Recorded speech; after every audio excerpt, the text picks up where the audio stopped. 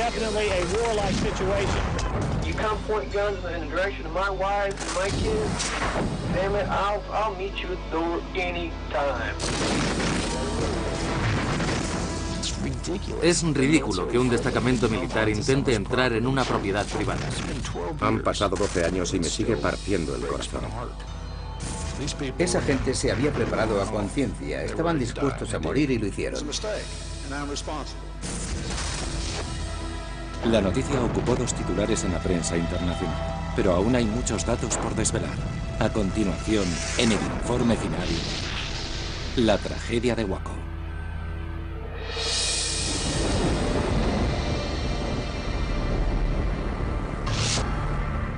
...28 de febrero 1993... Son aproximadamente las 9:30 de la mañana. 2 camiones para el transporte de ganado avanzan por una carretera de Texas. Ocultos en los remolques viajan 76 agentes de la Oficina para el Control de Alcohol, Tabaco y Armas de Fuego, o ATF. 20 kilómetros al este de la ciudad de Waco, los camiones salen de la carretera para entrar en Monte Carmelo. Este rancho de 28 hectáreas está habitado por los miembros de una secta religiosa llamada la Rama Davidiana. ¿Quiénes son los davidianos? En el complejo de edificios se incluyen una capilla y las viviendas de más de un centenar de sectarios. Una investigación del ATF ha descubierto que entre sus muros, los davidianos han acumulado un arsenal de armas ilegales.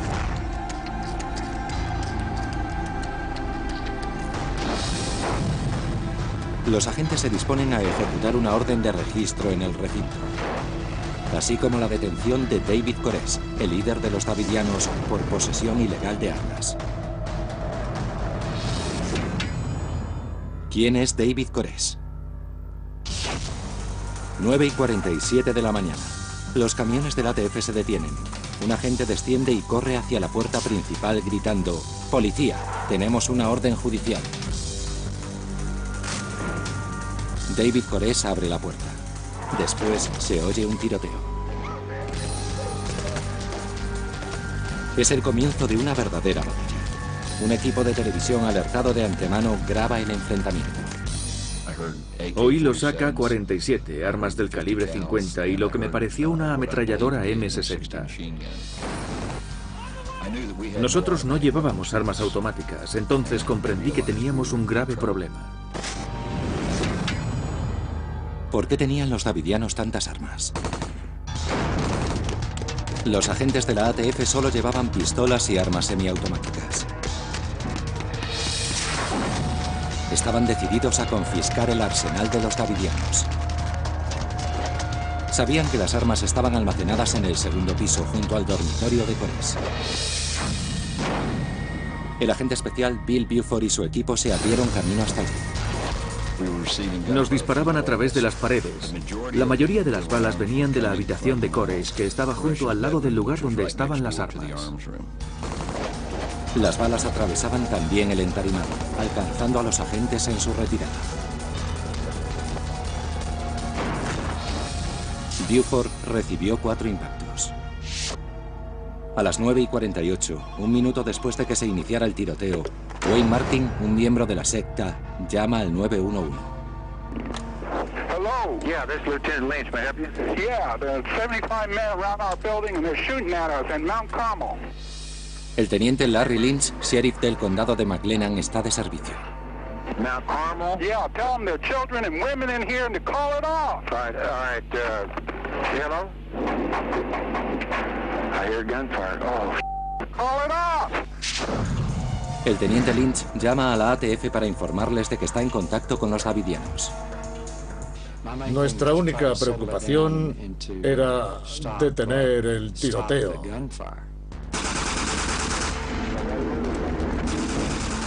You could hear lots of people being shot. We did see a number of federal agents being shot on the outside. Definitely a warlike situation. ¿Por qué los davidianos se resisten con tanta violencia? 11:30 de la mañana. La ATF alerta al FBI y solicita refuerzos en Monte Carmelo. Mientras, los agentes del ATF negocian telefónicamente con Koresh y Steve Snyder, su hombre de confianza. Las partes acuerdan un alto el fuego.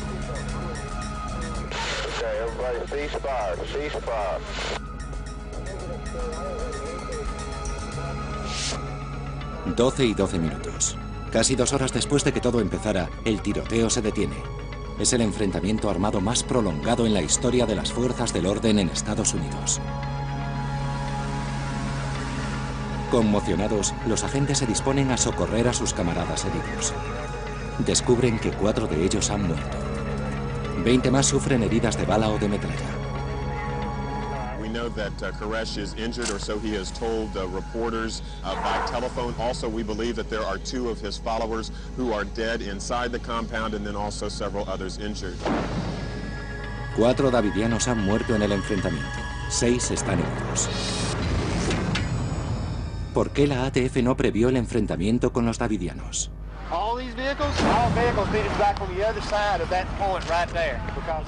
La muerte de un agente de la ATF es un delito federal, por lo que el FBI toma el mando de la operación, que se convierte en un asedio e impide el acceso de la prensa al escenario.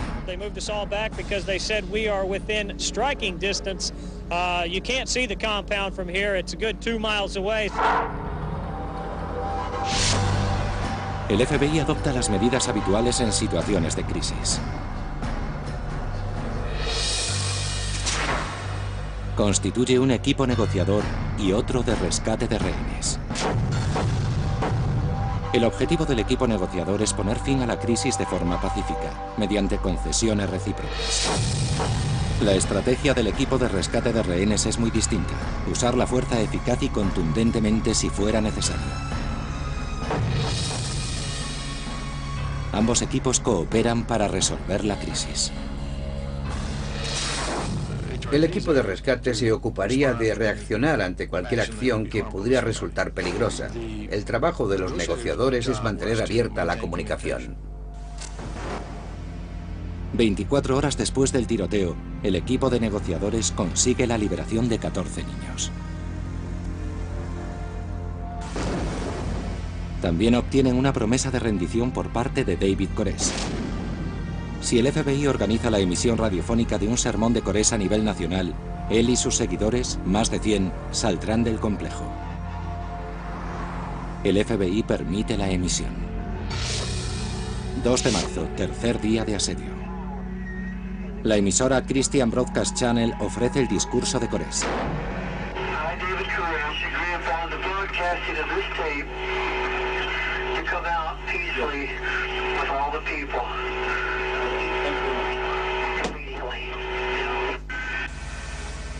Y continúa con un confuso sermón.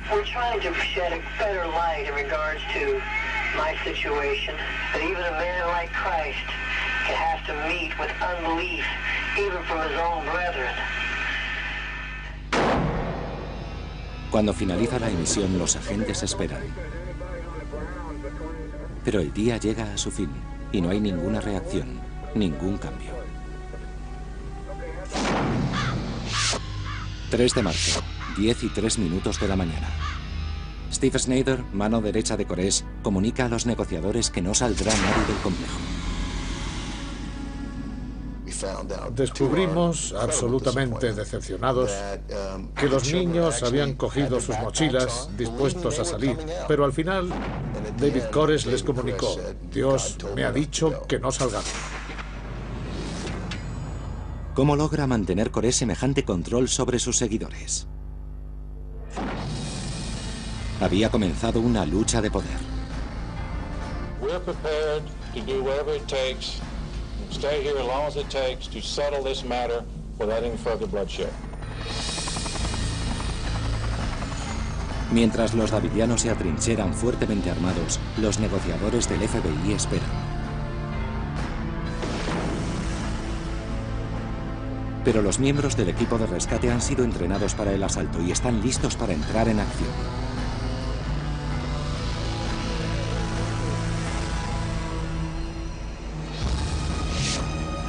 ...5 de marzo de 1993, cerca de Waco, Texas.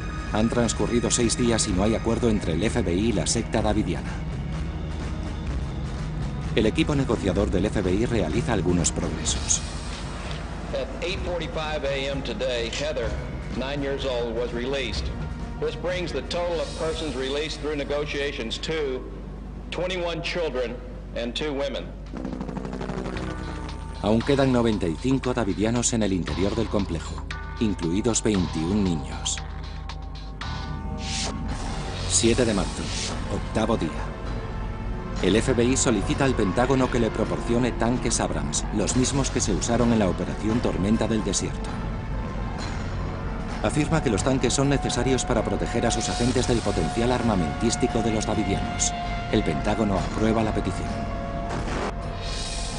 El equipo de rescate de rehenes convence a Jeff Yamar, el oficial al mando de la operación, para que adopte medidas contundentes.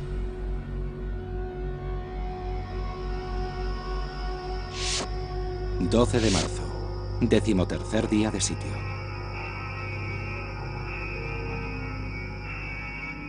El FBI inicia una guerra psicológica. Asedian al complejo con ruido y música ensordecedores. Cortan la electricidad y dirigen focos de luz cegadora hacia las ventanas. ¿Podrá el FBI lograr un final pacífico para la situación? Durante los siguientes 9 días, Coré solo permite que 9 adultos abandonen el complejo. 23 de marzo, día 24 del cerco. Ya han salido 35 personas. En el interior quedan 62 adultos y 21 niños.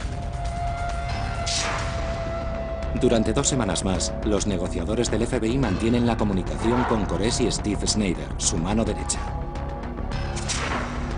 A pesar de ello, no saldrá nadie más de Monte Carmel. ¿La agresiva estrategia del equipo de rescate entorpece los avances del equipo negociador? 10 de abril, día 42. Ningún davidiano ha salido en 18 días. El equipo de rescate intensifica el control sobre el recinto y lo cerca con una alambrada. ¿Cuál es el plan del FBI? 14 de abril, día 46. Koresh hace una nueva promesa de rendición. Dice que él y sus seguidores se rendirán cuando termine de escribir su interpretación de los 7 sellos. Según dice el libro del Apocalipsis, los 7 sellos ocultan un pergamino milagroso. Cuando el Mesías lo abra, revelará los acontecimientos que precederán al fin del mundo. Is this just another lame excuse put out by Mr. Koresh to stall the proceedings? Based on his past track record, you would have to assume that that's probably the case. 18 de abril, día 50. Desde hace casi un mes no ha salido nadie más. Los esfuerzos para convencer o evacuar forzosamente a los davidianos han sido inútiles. It is day 51 of the continuing standoff at Mount Carmel, the hardest line yet evidently being taken by FBI authorities this morning. Día 51, 6 de la mañana. El FBI recurre al gas lacrimógeno. Era una forma de decirles, tenemos una orden judicial. Este es un país civilizado. Es hora de que salgáis y llevéis vuestras quejas ante un tribunal.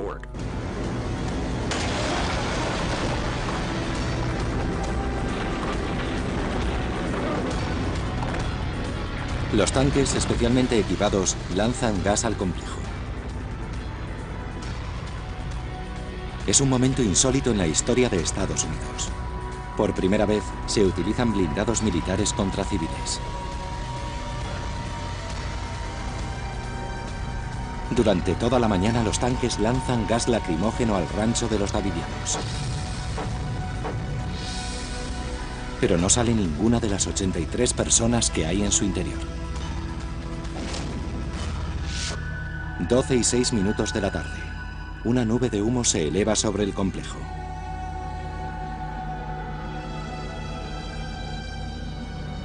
Y entonces... You can see it, the smoke just billowing out. I'm looking at if we can see any flames. Oh yeah, there they are coming out the window. This should be a definite determining factor. You should see some people come out of this building fairly soon.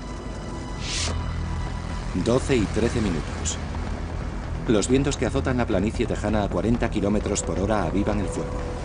Las llamas salen de las ventanas y rodean los edificios. This is definitely, I'm certain, not what the FBI had intended. This is not what they wanted. Now it is up to David Koresh. If he is indeed who he says he is, he will not let his people sit in there and burn to death.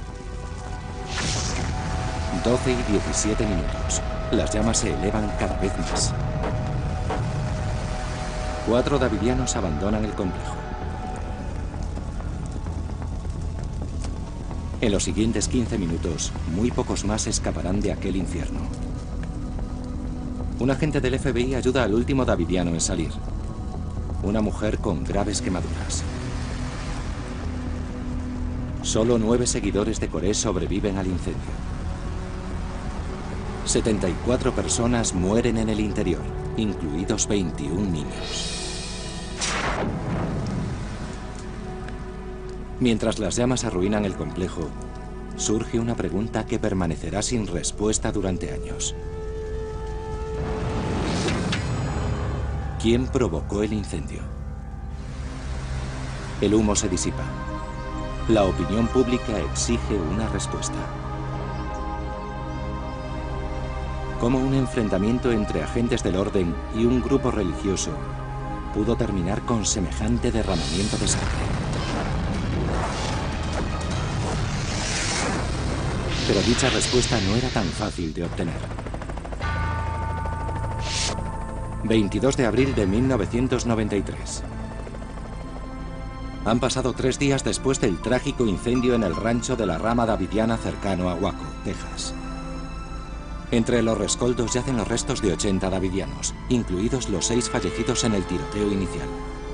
Sumados a los 4 agentes de la ATF caídos, la cifra de víctimas es aterradora. Las preguntas acerca de lo ocurrido son cada vez más numerosas, pero las respuestas tardan en llegar. ¿Qué es la rama davidiana? Una secta con creencias apocalípticas y antecedentes violentos. La interpretación que la rama davidiana hace de la Biblia se centra fundamentalmente en el libro del Apocalipsis y en el misterio de los 7 sellos. Estos son descritos como una serie de sellos de cera empleados en un pergamino sagrado. Según la Biblia, solo Jesucristo, el Mesías, puede abrir los sellos. Cuando se abran, revelarán los misterios que profetizan el fin del mundo.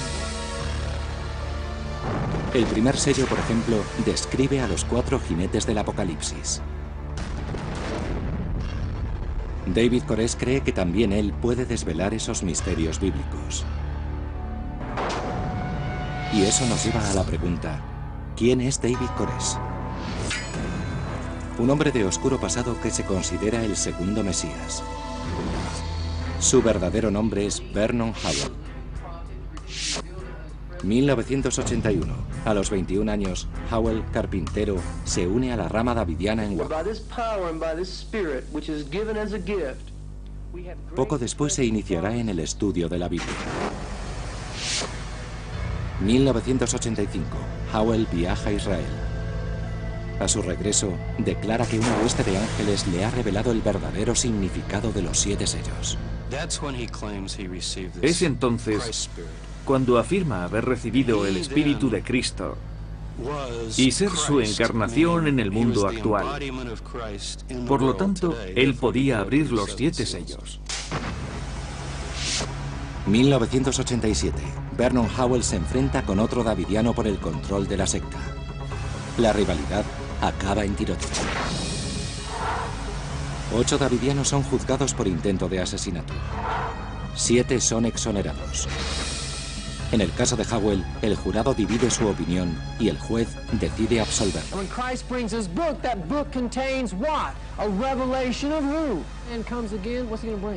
Howell toma entonces el control de la rama davidiana. 1990. Vernon Howell pasa a llamarse David Koresh. Elige el nombre de David en recuerdo al rey David. Corés es el nombre hebreo de Ciro, el rey persa que conquistó Babilonia en el siglo VI a.C. A instancias de Corés, los davidianos empiezan a comprar armas. En 1993 ya poseen cientos de armas automáticas y semiautomáticas. ¿Por qué compraban armas los davidianos? Según los supervivientes de la secta, para protegerse y obtener dinero. Algunos miembros del grupo descubrieron que podían ganar más dinero para el grupo visitando ferias de armas, comprándolas y vendiéndolas legalmente.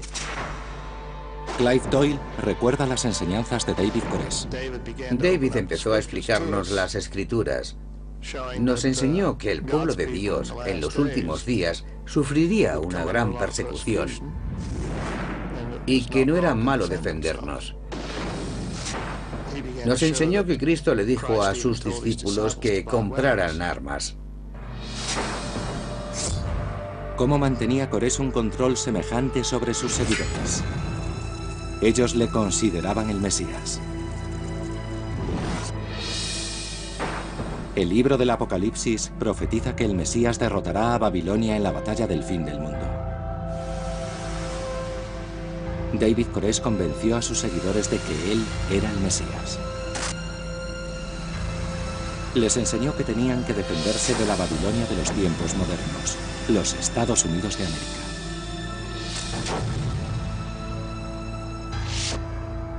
Enero de 1993. La ATF alquila una casa situada frente al rancho Monte Carmelo. Allí se instalan los agentes que se infiltrarán más tarde en el grupo de los davidianos. Uno de esos agentes era Robert Rodríguez, que en la actualidad está retirado. Es la primera vez que habla ante los medios y publica las órdenes que recibió de sus superiores. Querían información sobre la secta y un plano del interior del complejo. La ATF pudo confirmar así sus sospechas. Los davidianos estaban transformando armas semiautomáticas en automáticas. ¿Por qué no previó la confrontación con los davidianos? La ATF creía que el elemento sorpresa neutralizaría cualquier conato de resistencia. A finales de enero, el departamento concluye el plan que denomina irrupción dinámica. Se trata de que 76 agentes entren por la fuerza en el complejo. Antes de enviar a un par de agentes para que llamen a la puerta y se enfrenten a 120 personas armadas hasta los dientes, prefieres contar con fuerzas suficientes para defenderte. Según los informes de la ATF, los varones adultos de la secta solían trabajar en el exterior, en la parte de atrás del complejo, lejos de las mujeres, los niños y las armas. Una de las claves del plan era tratar de separar a los hombres de las armas, entrar rápidamente y detenerlos. Febrero de 1993. Los agentes averiguan que un periódico local, The Waco Tribune Herald, va a publicar una serie de artículos sobre Corés titulada El Mesías Pecador. Los artículos hablan de acusaciones por abusos a menores y proselitismo, e incluyen testimonios según los cuales Corés tendría varias esposas adolescentes. El primer artículo aparece un día antes de la fecha elegida para la redada. A la ATF le preocupa que el artículo provoque a Corés. La mañana de la redada, altos mandos de la ATF ordenan a Robert Rodríguez que vuelva al rancho de los davidianos a evaluar el estado de ánimo de Corés. 8:30 de la mañana. Un cámara de una cadena local es informado de la inminente redada por un ayudante del sheriff. Camino de Monte Carmelo, el cámara pregunta la dirección a un cartero y le hace saber lo que va a ocurrir. El cartero resulta ser cuñado de David Corés. 8:40 de la mañana. En Monte Carmelo, Rodríguez está hablando con Corés cuando un davidiano les interrumpe. Cuando volvió, unos minutos después, era otra persona. Me miró fijamente a los ojos y me dijo, ya vienen, Robert. Ya vienen. 9:05 de la mañana. Rodríguez sale de Monte Carmelo para alertar a sus superiores de que los davidianos conocen sus planes. Les dije que sabían que íbamos a actuar y que hacerlo no era una buena idea, pero aún así siguieron adelante. 9:45 de la mañana. Los agentes de la ATF presienten el peligro cuando llegan al rancho. Cuando tomamos el camino que conduce al complejo, los conductores nos dijeron que no había nadie a la vista, y aquello nos preocupó mucho. David Thibodeau estaba en la cafetería del complejo cuando llegaron los camiones. Empecé a oír disparos. Al principio sonaban en la entrada, pero poco después empezaron a oírse por todas partes.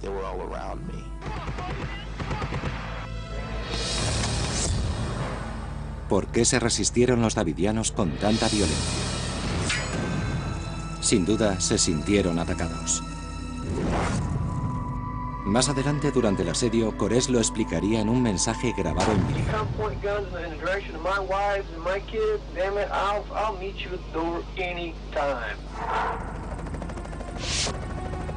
12:12 minutos. Tras 2 horas y media de enfrentamiento, se negocia un alto el fuego. El tiroteo se detiene. Vi cómo salían los agentes de la ATF, retirando a sus hombres caídos, a los agentes heridos. Fue una escena impresionante, porque cuando pasaron a nuestro lado, su expresión era de absoluta perplejidad. La misión de la ATF había fracasado. 4 agentes federales habían muerto. Es entonces cuando el FBI entra en escena. Su plan inicial es persuadir a los seguidores de Koresh para que salgan. El plan de emergencia, recurrir a la fuerza, requiere la autorización de la máxima autoridad del país en materia de orden público.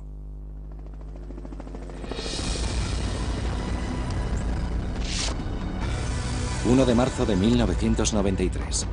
Un día después del tiroteo de Waco, el balance es de 4 agentes muertos y al menos otros 20 heridos. En el interior del complejo han muerto 4 davidianos, otros 6 están heridos, pero rechazan la ayuda médica que les ofrece el FBI. Los davidianos que sobrevivieron revelarían más adelante que David Koresh autorizó el homicidio compasivo de 2 hombres heridos de gravedad. El FBI envía a Jeff Yamar, su jefe de operaciones en San Antonio, para que dirija el asalto a Monte Carmelo.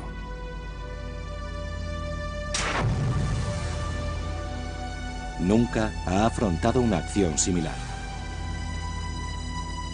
Pero el protocolo del FBI ordena enviar al jefe de operaciones más próximo al lugar de los hechos. Yamar dirige a 2 equipos con estrategias diferentes. El equipo de rescate de rehenes está entrenado para la intervención rápida y el rescate. El equipo de negociación recurre al diálogo para poner fin a la crisis. ¿Conoce el FBI lo suficiente a los davidianos para conseguir un final pacífico? En un principio no, pero los negociadores intentaron aprender rápidamente todo lo posible sobre ellos. Gary Nessner estaba al mando de los negociadores cuando comenzó el asedio. Fuimos francos y honestos con Koresh. Le dijimos, no comprendemos de todo lo que quieres, pero queremos saber más. Nos interesa y te escuchamos. Los primeros esfuerzos de los negociadores logran la liberación de varios niños. Después las conversaciones se estancan. El equipo de rescate de rehenes presiona a Yamar para entrar en acción. Este se niega. Los negociadores redoblan sus esfuerzos, pero sin resultado. El 7 de marzo, David dijo enérgicamente: no lo comprendéis. El resto de los niños son mis hijos y no saldrán. 8 de marzo. 9º día. Koresh envía este vídeo en que aparecen los hijos que ha tenido con sus esposas. Él cree que sus hijos se convertirán en los santos ancianos que, según dice la Biblia, rodean el trono de Dios. 12 de marzo. Día 13 del asedio. Yamar, el jefe de la operación del FBI, da su autorización al equipo de rescate para que inicie una guerra psicológica. Proyectan potentes focos hacia las ventanas del complejo y emiten ruido y música ensordecedores durante toda la noche, con la esperanza de intimidar a los davidianos. ¿La agresiva táctica del equipo de rescate perjudicó al equipo negociador? Evidentemente así fue, ya que inspiró la desconfianza de los davidianos. 18 de marzo, día 19. Steve Snyder afirma que 30 personas estaban dispuestas a salir, pero que debido a las agresivas tácticas del equipo de rescate han decidido no hacerlo. Snyder lo explica en esta conversación con los negociadores. Just the total change of a mood, the attitude here. I actually thought there might have been that many that were going to come out seriously. Habíamos conseguido que saliera un número considerable de personas. Yo sentía que estábamos en el buen camino, pero las conversaciones entre el FBI y los davidianos empeoraron y ellos dejaron de salir.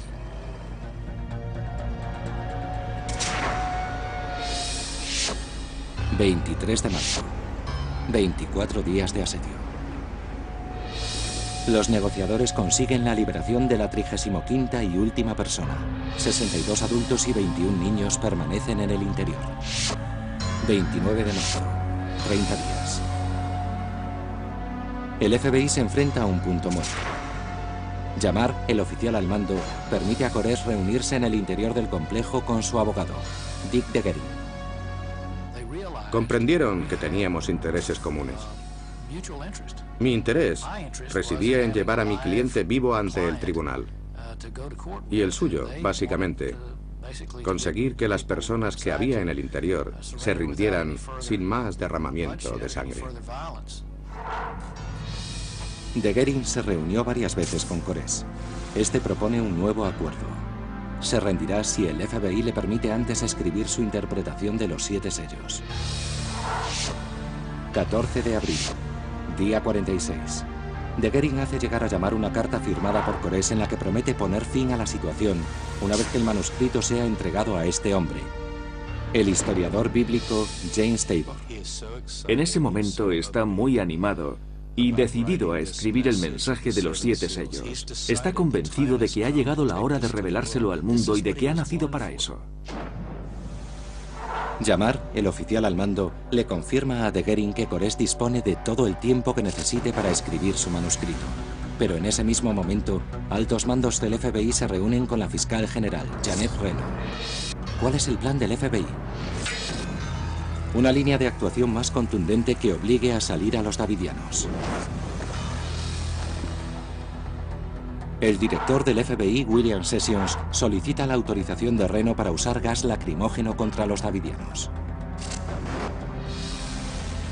Él y otros altos mandos comunican a Reno que las negociaciones han fracasado y que tras casi 2 meses en estado de alerta, el equipo de rescate está desesperado.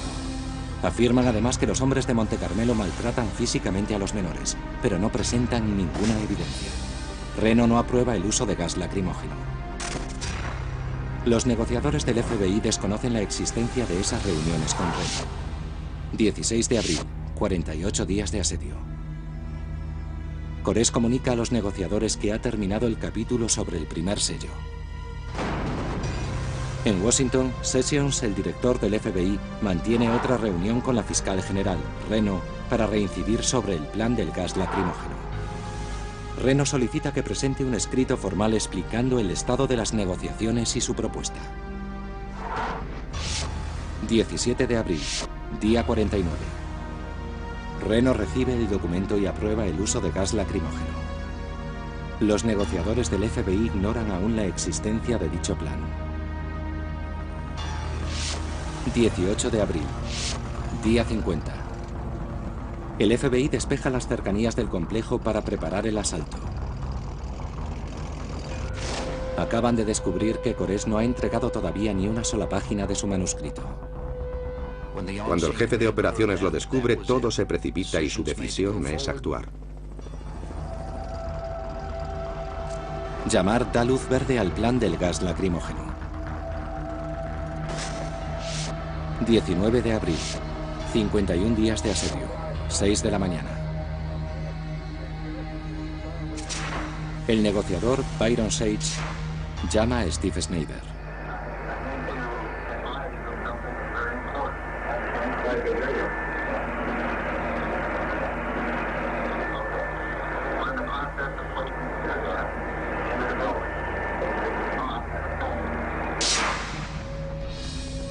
Snyder cuelga el teléfono y recorre el edificio ordenando a los davidianos que se pongan las mascarillas. Los tanques comienzan a lanzar el gas.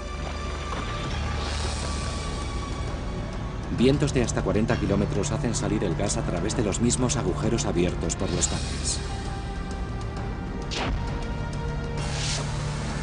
12:06 de la tarde. El plan no ha salido como se esperaba. El fuego se extiende velozmente por las estructuras de madera. En menos de 30 minutos, las llamas reducen el hogar de los davidianos a un montón de cenizas. Koresh y sus seguidores, entre los que hay 21 niños, mueren entre las llamas. El país exige una respuesta a esta pregunta. ¿Quién provocó el incendio? Todo parece señalar a los propios davidianos.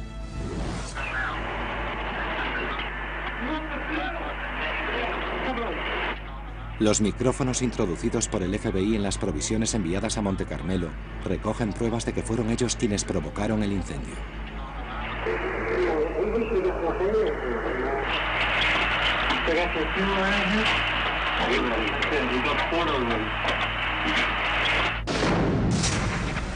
Marie Hagen era miembro del Departamento de Justicia. Era evidente. En la grabación alguien cuenta lo que están haciendo en ese momento. En una de las cintas, un davidiano parece transmitir las órdenes de Koresh.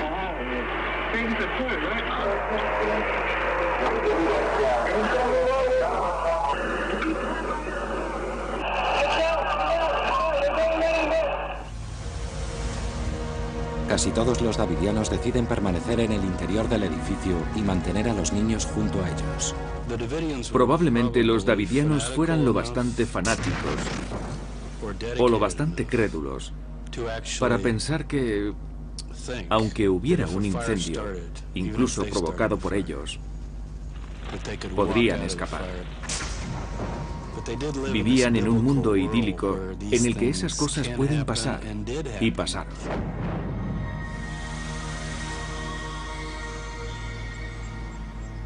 Pocos días después del incendio, los forenses recuperaron el cadáver de David Koresh, descubriendo más evidencia sobre los actos suicidas de la secta. El cuerpo calcinado de Koresh es encontrado junto al de su hombre de confianza, Steve Snyder. Entre sus restos se halla un fusil ametrallador, un AK-47. El doctor Nissan Perwani es el forense que dirigió la investigación. David Koresh no murió por recibir el impacto de un proyectil disparado a gran velocidad sobre su frente. Murió por recibir el impacto de un proyectil disparado a gran velocidad y a quemarropa sobre su frente. Al parecer, Snyder disparó a Koresh y luego se suicidó. 18 davidianos más murieron a causa de disparos, algunos autoinfligidos y todos a quemarropa. Otras 54 personas murieron en el edificio por diversas causas, desde inhalación de humo a traumas craneales severos. A pesar de todo, es evidente que los davidianos no fueron los únicos culpables de las muertes de Waco. La ATF, el FBI y el Departamento de Justicia contribuyeron a tan trágico final. De hecho, el expresidente Bill Clinton considera Waco como uno de los grandes fracasos de su mandato.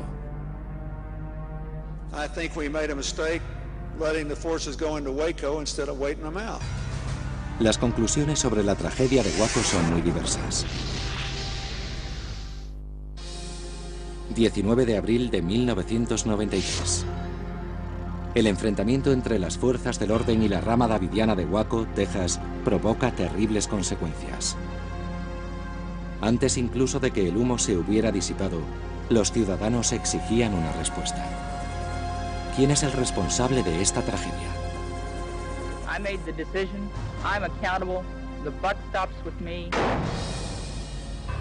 En una conferencia de prensa retransmitida en todo el país, la fiscal general de Estados Unidos, Janet Reno, asume toda la responsabilidad. Fue ella quien aprobó el uso de gas lacrimógeno contra civiles fuertemente armados en una propiedad privada. Hay quien exige la dimisión de Reno. pero ella continuará en el puesto con el apoyo expreso del presidente Bill Clinton. La ATF cesó a los 2 mandos que organizaron la primera redada y los contrató 2 meses después. El FBI no sancionó a nadie. Jeff Yamar, el jefe al mando de la operación, se retiró discretamente cuando se apaciguaron los ánimos.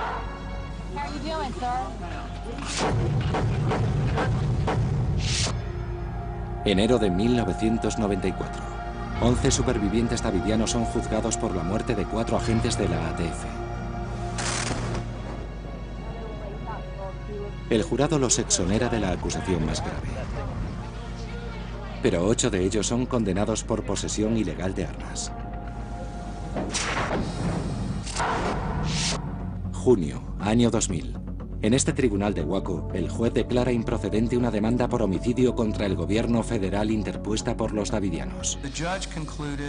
El juez concluyó que los davidianos fueron los únicos culpables de lo sucedido en Monte Carmelo y que el gobierno no tenía ninguna responsabilidad en los hechos. La conclusión del juez coincide con las de las investigaciones abiertas por el Congreso, el gobierno y un comité especial. Todas coincidían. La culpa había sido de los davidianos. Aunque las fuerzas del orden cometieron errores, no fueron responsables del resultado final. Pero la cuestión merece un análisis más profundo. Resulta aconsejable estudiar las acciones de todos los implicados en la tragedia.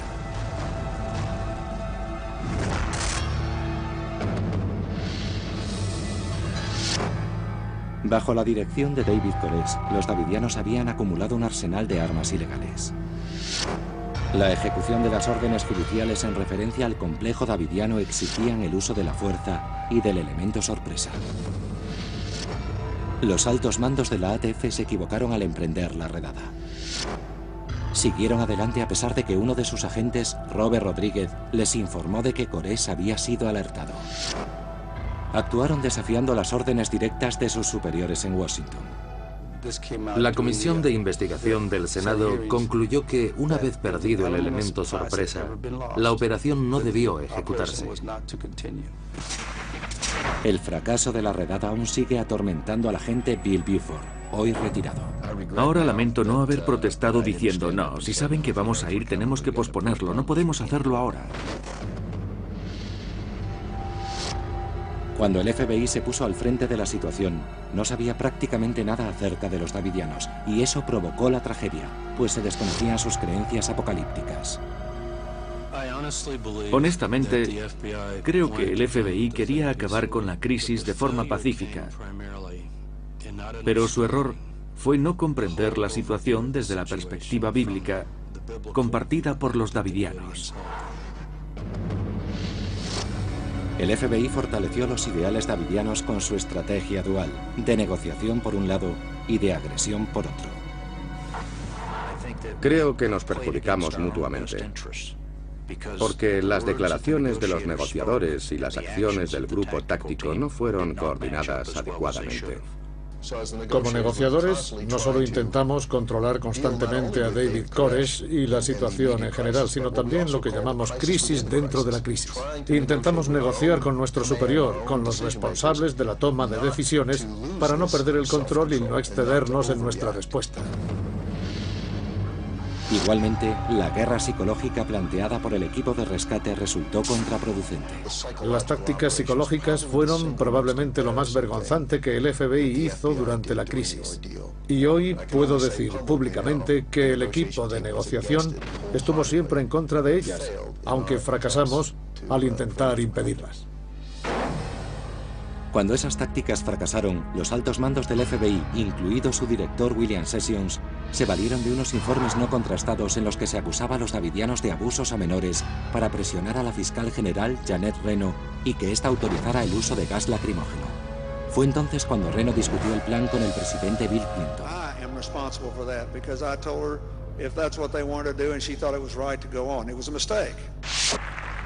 10 de noviembre de 2005. Durante una conferencia en Nueva York, El expresidente Bill Clinton reconoce que Waco fue uno de los peores errores de su mandato. I think we made a mistake letting the forces go into Waco instead of waiting them out. Cualesquiera que fueran los errores del gobierno, los davidianos rechazaron numerosas oportunidades para encontrar una salida pacífica. Pudieron rendirse y sobrevivir. Sus creencias apocalípticas determinaron su terrible final. Creo que lo más probable es que 1, 2 o 3 davidianos provocaran el incendio. Los davidianos que sobrevivieron declararon haber visto a otros miembros de la secta rociar con gasolina varios edificios. Las grabaciones secretas recogieron conversaciones en que se hablaba de gasolina y fuego. Los peritos hallaron restos de sustancias inflamables en los escombros y en la ropa de algunos davidianos. Los más críticos afirman que el FBI provocó el incendio lanzando bombas de gas lacrimógeno dentro del recinto. Esas bombas difunden el gas mediante combustión. Al principio, el FBI negó haberlas usado en Waco. 1999. Una filmación mostró pruebas de lo contrario. Tras una investigación, el FBI reconoce que sus agentes lanzaron las bombas en una zanja situada detrás del edificio de Monte Carmelo, aunque horas antes de que comenzara el incendio. Las lanzaron sobre las 8 de la mañana. El incendio empezó 4 horas después, por lo tanto fueron lanzadas 4 horas antes del incendio. Al parecer, las bombas de gas no pudieron provocar el incendio en la residencia de los davidianos. La tragedia de Waco obligó al FBI a cambiar sus procedimientos. Intentó ampliar sus conocimientos sobre grupos religiosos minoritarios con la ayuda de expertos. Hemos formado un grupo especializado en cuestiones religiosas que se reúne con los altos mandos para estudiar los conflictos relacionados con grupos religiosos. El FBI creó igualmente un grupo especializado en situaciones críticas. Los equipos de rescate y de negociación trabajarán coordinados en el futuro. La fuerza será el último recurso.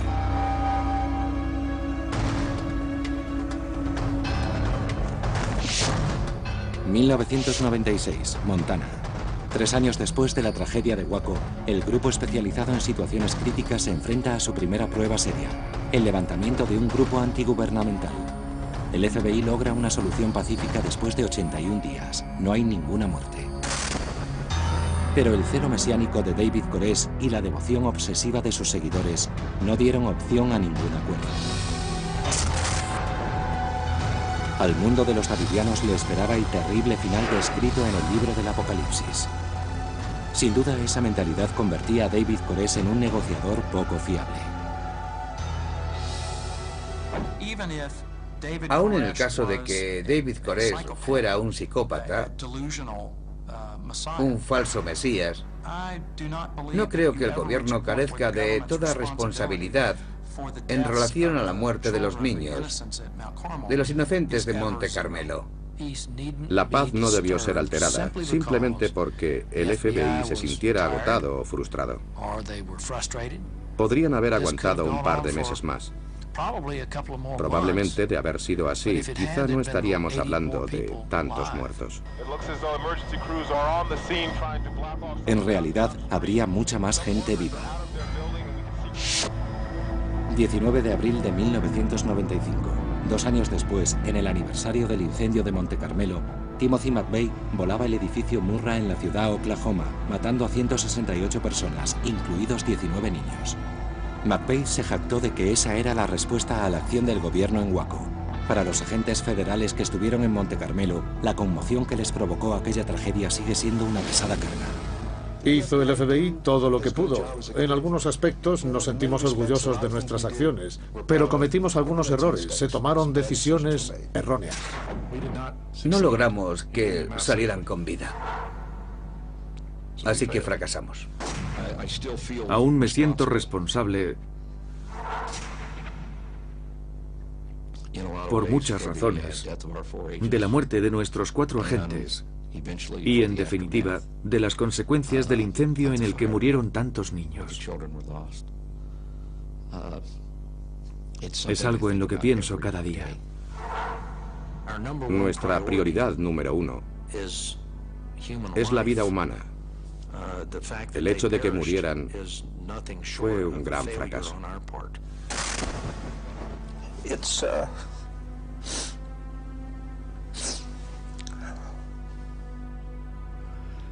Han pasado 12 años.